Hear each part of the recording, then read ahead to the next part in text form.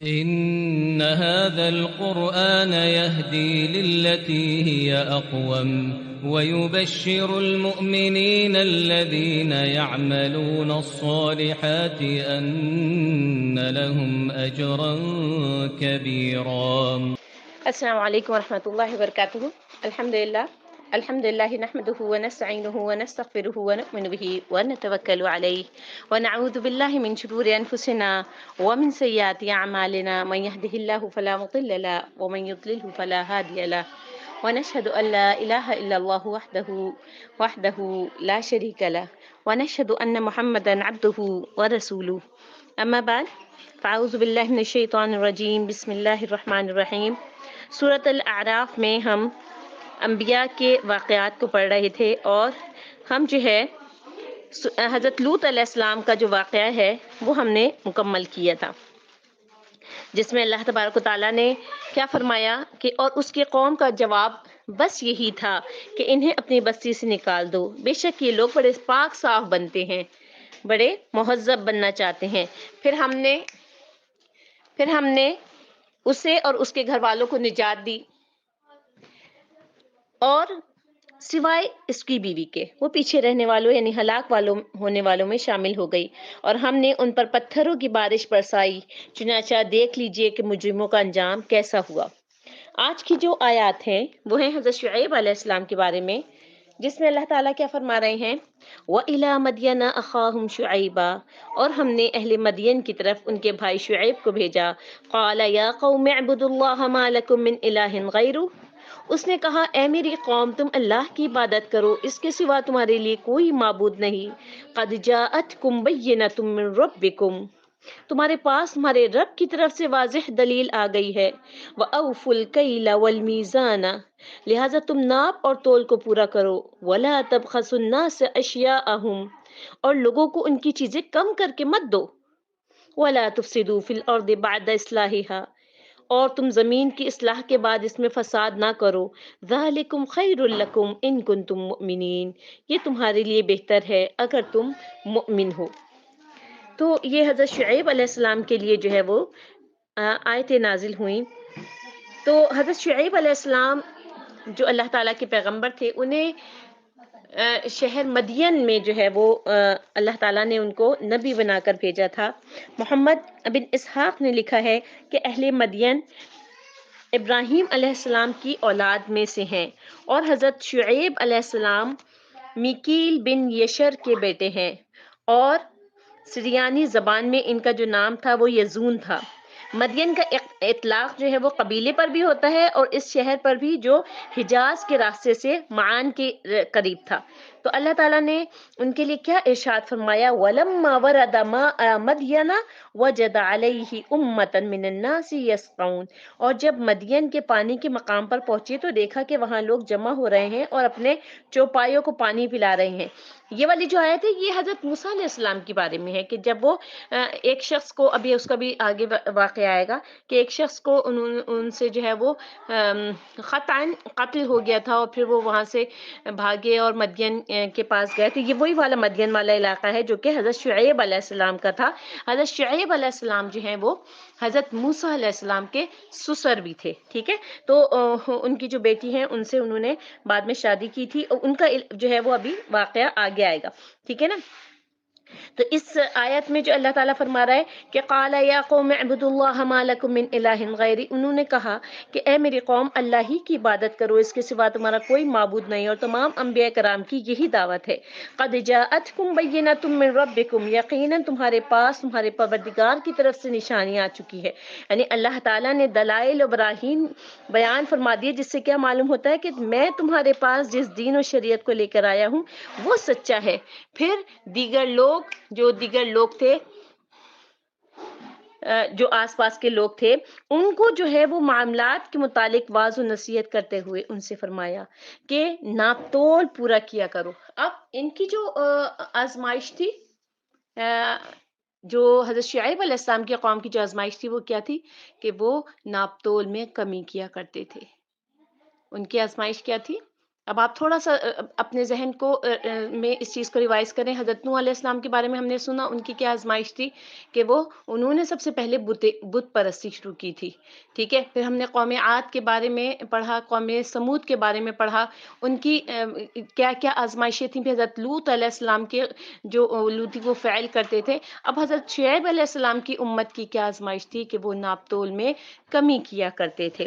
ٹھیک ہے. تو پھر انہوں نے کیا کہا کہ میں جو تمہارے پاس دین شریعت لے کر آیا ہوں وہ سچا ہے, تو تم جو ہے وہ جو اللہ تعالیٰ فرما رہے ہیں کہ ناپ اور تول پورا کیا کرو اور لوگوں کو ان کی چیزیں کم نہ دیا کرو, اور جو نامعلوم طریقے سے جس سے چیز کے عیب چھپاتے ہوئے کسی نہ کسی انداز میں کمی کرنا.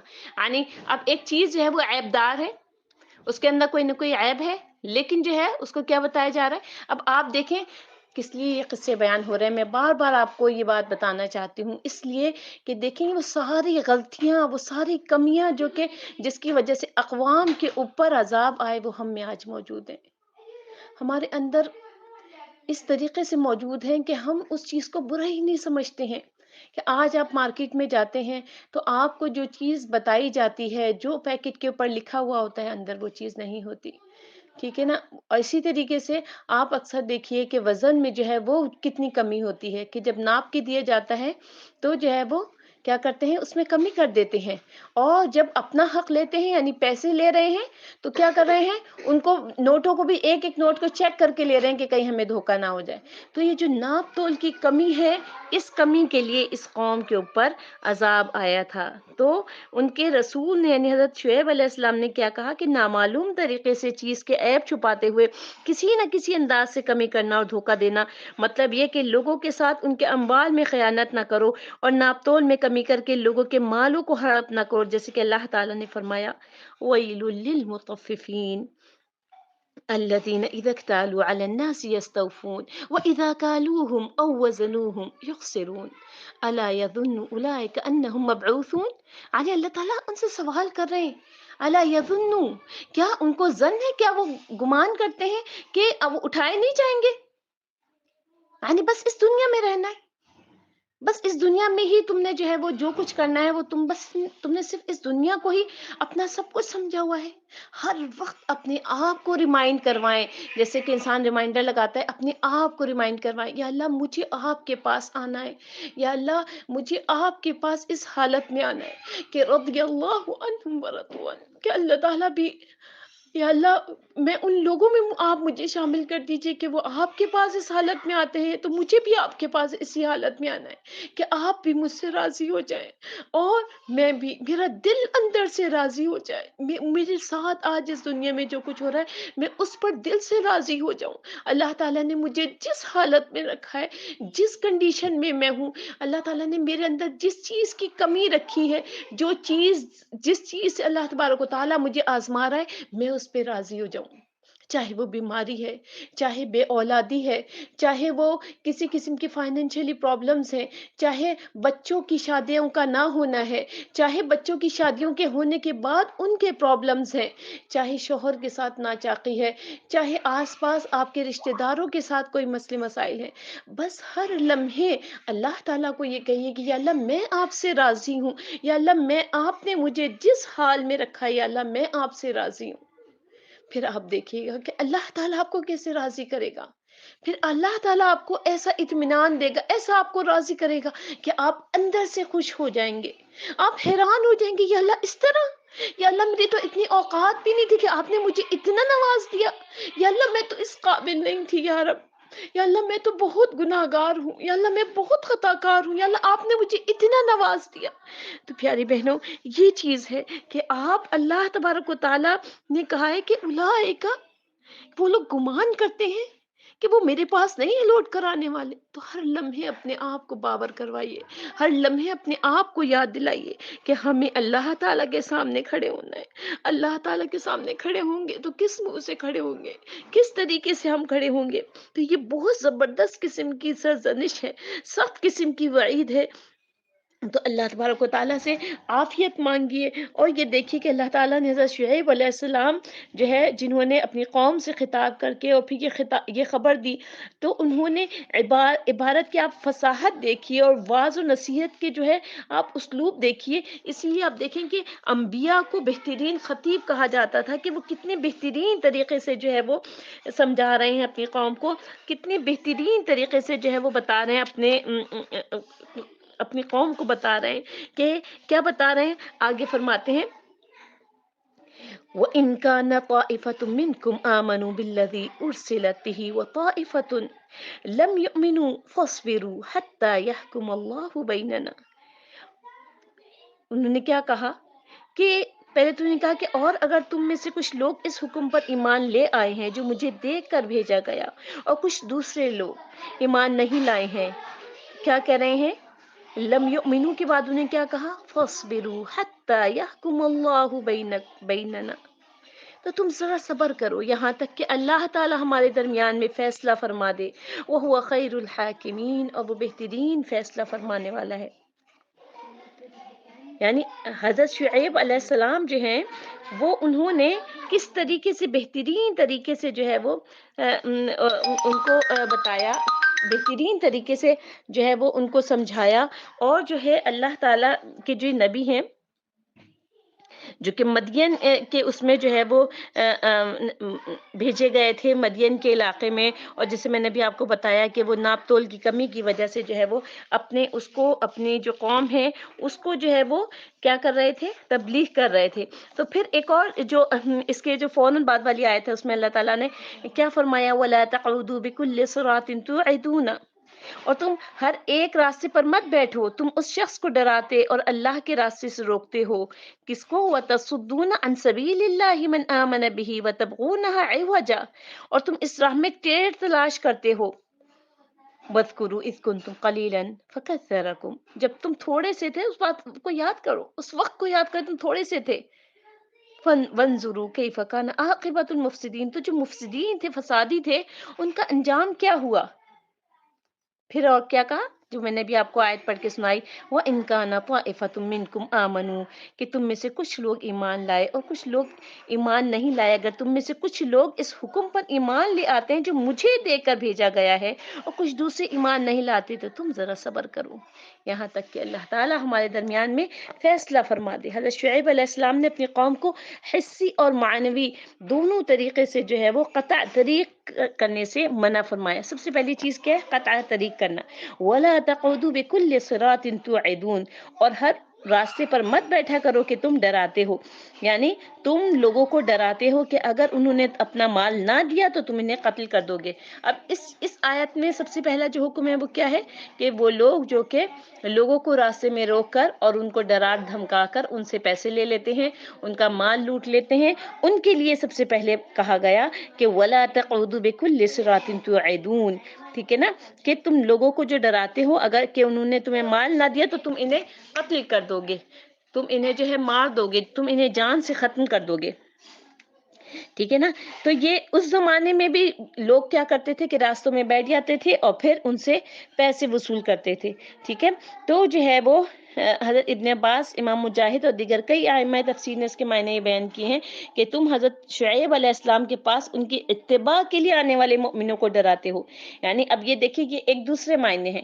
یہ اس کے کیا مطلب ہوا کہ اگر کوئی شخص دین کے راستے پر چلنا چاہ رہا ہے، اگر کوئی شخص دین کی طرف جانا چاہ رہا ہے تو اس کی راستے میں رکاوٹیں نہ ڈالیں، اس کے راستے میں روڑے نہ اٹکائیں، اس کو یہ نہ کہیں کہ پاگل ہو گئے ہو تم.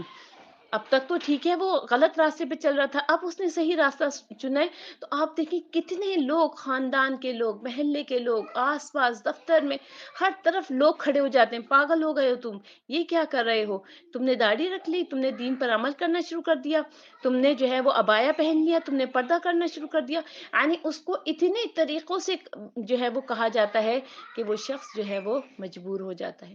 اب یہ اس شخص کے لیے آزمائش ہے کہ کیا وہ اللہ تعالیٰ کے راستے میں جب نکل گیا ہے، اب پکا ہو گیا ہے، یا وہ دنیا والوں کی باتیں سن کے دوبارہ اپنے اسی راہ پر نکل گیا، دوبارہ اپنی اسی گمراہی والی راہ پہ چلنا اس نے شروع کر دیا۔ تو یہ دونوں جو ہے معنی نکلتے ہیں اس آیت کے، وَلَا تَقْعُدُوا بِكُلِّ صِرَاطٍ تُوعِدُونَ، اور ہر اس راستے پر مت بیٹھا کرو کہ تم ڈراتے ہو۔ ٹھیک ہے، تو یعنی حصی طور پر قطع طریق زیادہ نمایاں ہے، کیونکہ الفاظ کیا ہیں؟ بکل صراط، اور صراط کے معنی راستے کے ہیں، اور دوسرا مفہوم کیا ہے جو میں نے بھی بیان کیا ہے؟ تو اللہ تعالیٰ نے اس کے لیے کیا الفاظ استعمال کیے؟ وَتَصُدُّونَ عَن سَبِيلِ اللَّهِ مَنْ آمَنَ بِهِ وَتَبْغُونَهَا عِوَجًا، اور جو شخص اللہ پر ایمان لے آتا ہے اسے اللہ کی راہ سے روکتے ہو اور اس میں کجی ڈھونڈتے ہو، یعنی تم اس بات کو پسند کرتے ہو کہ اللہ کے راستے میں کجی ہو اور ٹیڑھا پن ہو۔ وَاذْكُرُوا إِذْ كُنْتُمْ قَلِيلًا فَكَثَّرَكُمْ، اور اس وقت کو یاد کرو جب تم تھوڑے سے تھے تو اللہ نے تم کو جماعت کثیر کر دیا۔ تم اپنی تعداد کی قلت کی وجہ سے کمزور تھے، مگر اب تعداد کی کثرت کی وجہ سے قوی بن چکے ہو۔ تو اللہ تعالیٰ کی اس نعمت کو ہمیشہ یاد رکھو۔ وَانظُرُوا كَيْفَ كَانَ عَاقِبَةُ الْمُفْسِدِينَ، اور دیکھو خرابی کرنے والوں کا انجام کیسا ہوا، کہ دیکھو گزشتہ زمانوں میں ان سابقہ امتوں کا انجام کیسا ہوا، اور اللہ کی نافرمانی اور اس کے رسولوں کی تکذیب کی وجہ سے وہ کس طرح سے دردناک اور عبرتناک عذابوں میں مبتلا ہو گئے۔ وَإِن كَانَ طَائِفَةٌ مِّنكُمْ آمَنُوا بِالَّذِي أُرْسِلَتْ بِهِ وَطَائِفَةٌ لَمْ يُؤْمِنُوا، اور اگر تم میں سے ایک جماعت میری رسالت پر ایمان لے آئی اور ایک جماعت نہیں لائی، یعنی میرے بارے میں تم اختلاف میں مبتلا ہو گئے، تو کیا کرو؟ فَاصْبِرُوا، صبر کرو، حتی یحکم اللہ بیننا، یہاں تک کہ اللہ تبارک و تعالی ہمارے درمیان میں فیصلہ کر دے۔ وہ یقیناً اپنے سے ڈرنے والوں کا انجام اچھا کرے اور کافروں کو تباہی اور بربادی میں، ہلاکت میں ڈال دے۔ یعنی آپ یہ دیکھیے کہ حضرت شعیب علیہ السلام کی قوم کے اوپر اللہ تبارک و تعالیٰ نے جو عذاب نازل کیا تھا، تو ایسی ڈائریکٹ عذاب نہیں بھیج دیا تھا، بلکہ اللہ تعالیٰ نے پہلے ان کے لیے بندوبست فرمایا، ان کے لیے پیغمبر بھیجا، ان کے لیے رسول کو بھیجا، وہ ان کے درمیان میں تبلیغ کرتے تھے، اور اس کے بعد جب دیکھا کہ ہر طرح کی تبلیغ کے بعد بھی وہ نہیں سدھرے، تو پھر ان کے اوپر جو ہے وہ اس قوم پر آگے ہم اس کے لیے جو ہے وہ ڈیٹیل سے انشاءاللہ پڑھیں گے۔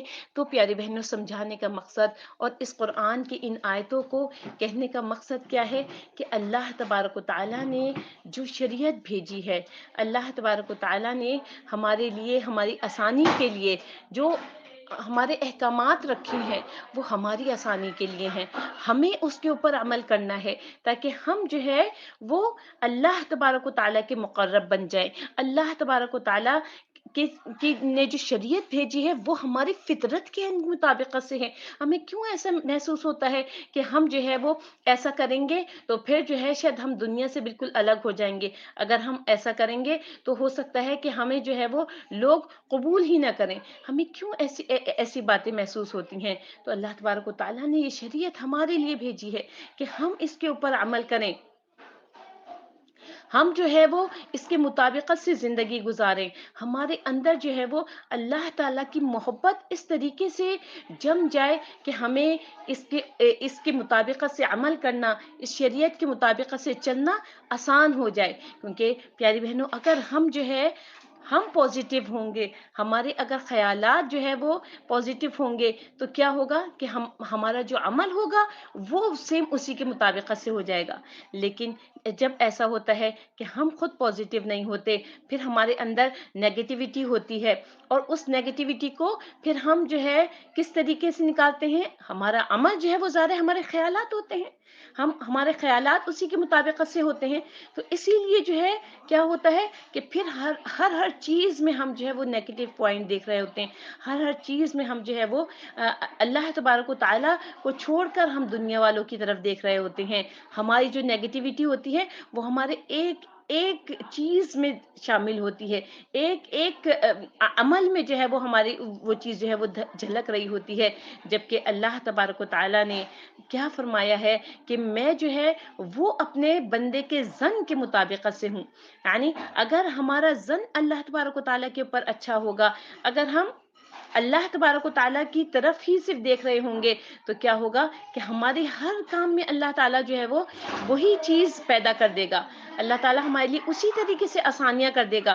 لیکن جب ہمارے جو آپ یہ دیکھیں کہ جو توکل ہم کہتے ہیں نا، حسبی اللہ نعم الوکیل، کہ میرے لیے اللہ کافی ہے. اب ہم یہ زبان سے تو کہہ دیتے ہیں کہ میرے لیے اللہ کافی، لیکن ہمارے عمل میں یہ چیز نہیں آ رہی ہوتی. اب آپ دیکھیں کوئی کچھ بھی کہے، کچھ بھی کرے، کتنی ہی آپ کے پاس پریشانیاں آئے، وسوسے آئے زندگی میں، ہمیشہ آپ جو ہے وہ توکل کی جو ڈور ہے اس کو تھامے رکھیں.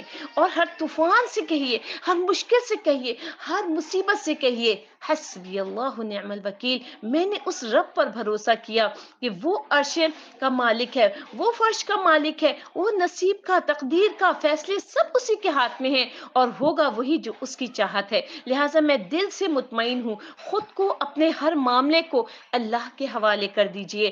اللہ کو کہیے یا اللہ آپ میرے لیے کافی ہیں، یا اللہ میں نے یہ کہا ہے حسبی اللہ نعم الوکیل، تو آپ میرے لیے کافی ہیں یا رب العالمین. اور آپ میرے ہر فیصلے کو، ہر چیز کو ایسا کر دیجئے کہ میں جو ہے وہ مطمئن ہو جاؤں. اور آپ دیکھیے کہ جب آپ دل سے یہ چیز ادا کرتے ہیں، جب آپ دل سے کہتے ہیں حسبی اللہ نعم الوکیل، تو پھر اس کے بعد جو ہے وہ اللہ تعالیٰ آپ کے عملوں میں بھی، آپ کی ایک ایک چیز میں وہ ایسی برکت ڈال دیتا ہے کہ آپ مطمئن ہو جاتے ہیں. تو پیاری بہنوں، اپنا رابطہ صرف اور صرف اللہ تعالیٰ سے مضبوط کر لیجئے. اللہ تعالیٰ کو اپنا بیسٹ فرینڈ بنا دیجئے. اللہ تبارک و تعالیٰ سے کہیے کہ یا اللہ آپ میرا دکھ اور میرے درد کو سمجھتے ہیں.